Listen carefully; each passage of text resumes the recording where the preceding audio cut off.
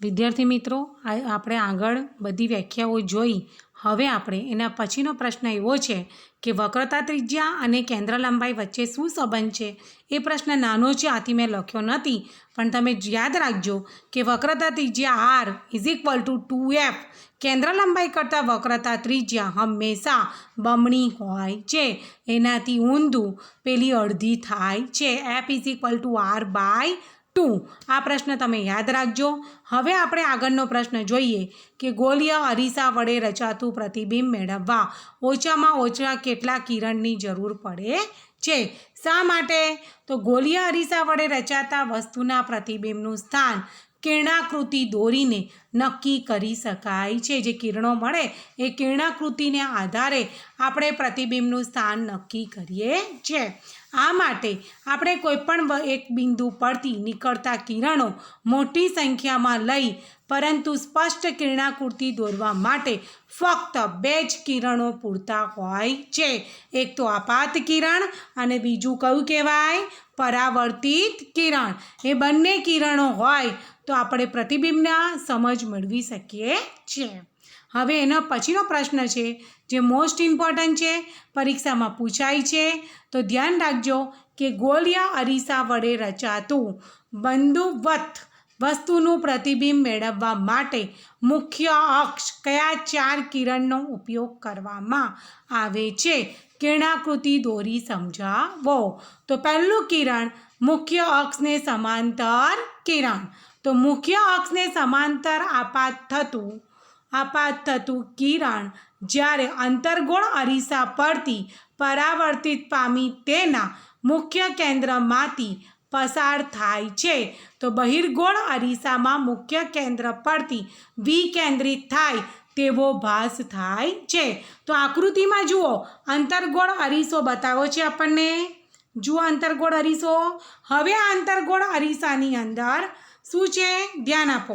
આપણે આપાત કિરણ દોર્યું છે. જુઓ, આ આપાત કિરણ છે અને આ શું થયું? પરાવર્તિત કિરણ. ધ્યાન રાખજો, આપાત કિરણની દિશામાં એરો તો એ અરીસા તરફ જવો જોઈએ. પરાવર્તિત તે ક્યાંમાંથી પસાર થવો જોઈએ? મુખ્ય કેન્દ્ર પરથી. તો અંતર્ગોળ અરીસામાં આપણે પસાર થાય છે, જ્યારે બહિર્ગોળ અરીસો જો આપણે બતાવ્યો છે, બરાબર, એની અંદર કિરણો જ્યારે આપણે આપાત કરીએ તો આપણને ભાસ થાય છે. આ આકૃતિ બરાબર સમજજો, એરા જોજો અને પછી દોરજો. બીજું, કિરણ 2 મુખ્ય કેન્દ્રમાંથી પસાર થતું કિરણ. હંમેશા યાદ રાખવાનું, મુખ્ય કેન્દ્ર કે એટલે F કહેવાય. તો Fમાંથી પસાર થતું કિરણ ક્યાં ગયું? અરીસા પર. દેખાય છે ને? હવે એમાંથી શું થયું? પરાવર્તિત થયું. યાદ રાખવાનું, મુખ્ય કેન્દ્રમાંથી જાય તો શું થશે? એ શું થાય છે કે આપણે અનંત અંતરે જાય. તો અનંત અંતરમાંથી ક્યાં જાય? મુખ્ય કેન્દ્ર પર. આ બંને ઉલટું છે, યાદ રાખજો. જો કોઈ પ્રકાશનું કિરણ અંતર્ગોળ અરીસાના મુખ્ય કેન્દ્રમાંથી પસાર થતું હોય અથવા બહિર્ગોળ અરીસાના મુખ્ય કેન્દ્રની દિશા તરફ ગતિ કરતું હોય તો કિરણ પરાવર્તિત પામી મુખ્ય અક્ષને સમાંતર દિશામાં, જો વચ્ચે આ મુખ્ય અક્ષ છે, દેખાય છે, એને સમાંતર આ નીચે દેખાય છે, એમાં પરાવર્તિત થાય છે. એ જ રીતે બહિર્ગોળ અરીસામાં પરાવર્તિત થાય તેવો ભાસ થાય છે. હવે એના પછીનો પ્રશ્ન આપણે જોઈએ કે ત્રીજું કિરણ છે વક્રતા કેન્દ્રમાંથી પસાર થતું. વક્રતા કેન્દ્ર એટલે શું કહેવાય? સી. બધા યાદ રાખવાનું, સીમાંથી પસાર થાય તો સીમાંથી જ પરાવર્તિત થાય છે. તો અંતર્ગોળ અરીસો છે, સીમાંથી આપાત કિરણ દોર્યું અને તે કઈ દિશામાં ગયું? એ જ દિશામાં પાછું ફેંકાય છે. અને બહિર્ગોળ અરીસામાં યાદ રાખવાનું, તે દિશામાં જાય તેવો આપણને શું થાય છે? ભાસ થાય છે. તો અંતર્ગોળ અરીસાના વક્રતા કેન્દ્રમાંથી પસાર થતું અથવા બહિર્ગોળ અરીસાના વક્રતા કેન્દ્રની દિશા તરફ ગતિ કરતું પ્રકાશનું કિરણ અરીસા પરથી પરાવર્તિત પામી તે જ પથ પર પાછું ફરે છે, કારણ કે વક્રતા કેન્દ્રમાંથી પસાર થતું આપાત કિરણ અરીસાની પરાવર્તક સપાટીને લંબ હોય છે. આથી તેને તે જ માર્ગે તે પાછું ફરે છે. ચોથું, અરીસાના મુખ્ય અક્ષ સાથે નિશ્ચિત કોણ એટલે કે ધ્રુવ પી પર આપાત થતું હોય. જુઓ ધ્રુવ પી વચ્ચે દેખાય છે તમને, આ અરીસો છે, વચ્ચે બિંદુ પી છે, આ પી ઉપર આપાત કરીએ તો એમાંથી જ પસાર થાય છે. તો ધ્યાન આપો, અંતર્ગોળ અરીસા કે બહિર્ગોળ અરીસાના મુખ્ય અક્ષ સાથે નિશ્ચિત કોણ બનાવી તે દિશામાં ધ્રુવ પી પર આપાત થતું કિરણ મુખ્ય અક્ષ સાથે નિશ્ચિત કોણ બનાવી પરાવર્તન પામે છે. એ જ રીતે બહિર્ગોળમાં પરાવર્તન પામે છે. બતાવી છે બંને આકૃતિ પણ 2 વાર દોરજો અને લખાણ પર લખજો. હવે અંતર્ગોળ અરીસાના ઉપયોગો જે મોસ્ટ ઇમ્પોર્ટન્ટ છે, પરીક્ષામાં પૂછાય છે.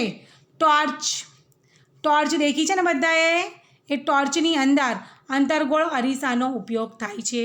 સર્ચ લાઇટ, વાહનોની હેડલાઇટ વગેરેમાં પરાવર્તક તરીકે અંતર્ગોળ અરીસો વપરાય છે. દાઢી મેકઅપ કરતી વખતે અરીસામાં ચહેરાનું મોટું પ્રતિબિંબ જોવા માટે પણ અંતર્ગોળ અરીસો વપરાય છે. દાંતના ડૉક્ટરો દર્દીને દાંતનું મોટું પ્રતિબિંબ, દાંતની અંદર કંઈ તકલીફ હોય ને તેને જોવામાં પણ કે તેની અંદર સડો થયો છે એ જોવા માટે પણ અંતર્ગોળ અરીસાનો ઉપયોગ કરે છે. બીજું, સૂર્યકુકર, સૌરભઠ્ઠીમાં મોટા અંતર્ગોળ અરીસા વાપરી સૂર્યપ્રકાશને એક જ રીતે કેન્દ્રિત કરી ગરમી કરી એટલે સોલર કુકરમાં અંતર્ગોળ અરીસો વપરાય છે. આ ઉપરાંત ડૉક્ટરના હેડમીટરની અંદર, ડૉક્ટરનું હેડમીટર હોય છે ને, હેડમીટર તરીકે દર્દીની આંખો, કાન, નાક, ગળા વગેરેની તપાસ કરવા માટે પણ અંતર્ગોળ અરીસો વપરાય છે.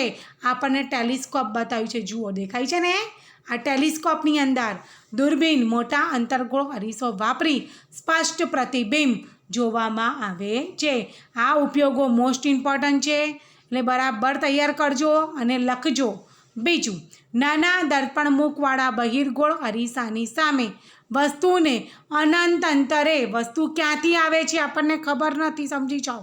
અનંત અંતરે આવે તો મળતા પ્રતિબિંબની કિરણાકૃતિ દોરી તેનું સ્થાન, પ્રકાર અને પરિમાણની ચર્ચા કરો. બરાબર, વર્ણન કરો, આકૃતિ દોરવાની.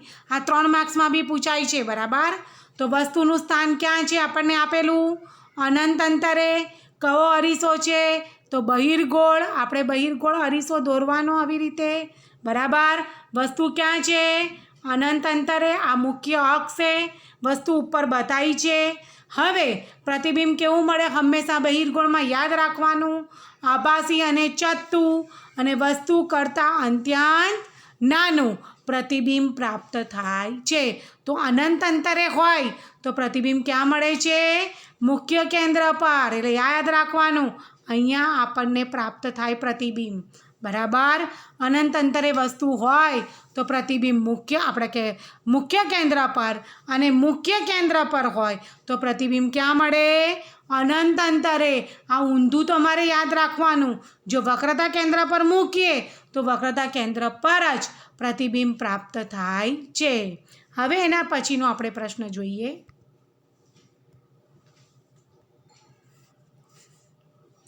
હવે બહિર્ગોળ અરીસાની સામે, આ મોસ્ટ ઇમ્પોર્ટન્ટ છે, પૂછાઈ શું છે પરીક્ષાની અંદર કે અનંત અંતર અને ધ્રુવ વચ્ચે ગમે ત્યાં વસ્તુને મૂકતા પ્રતિબિંબના સ્થાન, પ્રકાર અને પરિમાણ દર્શાવતી આ કિરણાકૃતિ દોરો. પહેલાં આપણે જોવાનું કયો અરીસો બતાવ્યો છે, બહિર્ગોળ અરીસો. તો આપણે યાદ રાખવાનું, પહેલાં તો આપણે દોરી દેવાનું બહિર્ગોળ અરીસો. પછી ક્યાં છે, અનંત અંતર અને ધ્રુવ પીની વચ્ચે, અનંત અંતર અને ધ્રુવ પીની વચ્ચે, એટલે ગમે તે જગ્યા પર આપણે વસ્તુને મૂકી આ વસ્તુમાંથી આપાત કિરણ દોરો, પરાવર્તિત કિરણ, અને તે ક્યાં ભેગા થાય છે એ આપણે જોવાનું. તો અરીસાની પાછળ, પી અને મુખ્ય કેન્દ્ર એફની વચ્ચે. અહીંયા પ્રતિબિંબ જુઓ, નાનકડું પ્રતિબિંબ તમને દેખાય છે ને, આ પ્રતિબિંબ જોવા મળે છે. તો પ્રતિબિંબનો પ્રકાર આભાસી અને ચત્તુ, બધા બહિર્ગોળમાં યાદ રાખવાનું, આભાસી અને ચત્તુ અને વસ્તુ કરતાં નાનું પ્રતિબિંબ મળે છે. હવે આપણે આગળનો પ્રશ્ન જે બહુ ઇમ્પોર્ટન્ટ છે કે બહિર્ગોળ અરીસાના ઉપયોગો લખો. તો બહિર્ગોળ અરીસાનો ઉપયોગ સામાન્ય રીતે વાહનોમાં સાઇડ મિરર તરીકે થાય છે. વાહનોમાં ડ્રાઈવર તેની પાછળ આવતા ટ્રાફિકને જોઈ શકે તે માટે સુરક્ષિત રીતે પોતાનું વાહન ચલાવી શકે તે માટે બહિર્ગોળ અરીસો વાપરે છે. જોડે બતાવ્યું છે અરીસો આપણે કારની અંદર હોય છે ને, બાઇકની અંદર આ બધા અરીસા એ વાહનોમાં સાઇડ મિરર તરીકે હોય છે. મોટા બહિર્ગોળ અરીસા વેપારી કે દુકાનદાર પોતાની દુકાનમાં સલામતી રાખે છે. તેના વડે ગ્રાહક પર નજર રાખી પણ શકે છે, જેનાથી ચોરી થતી અટકાવી શકાય છે. આ બધા જ પ્રશ્નો ખૂબ જ મહત્ત્વના છે. આ બધા જ પ્રશ્નો લખજો, દોરજો, બરાબર, અને આકૃતિ સમજીને દોરજો. આપાત કિરણ, પરાવર્તિત કિરણની દિશા બરાબર દોરજો, તો જ તમને માર્ક મળશે. જય મહારાજ.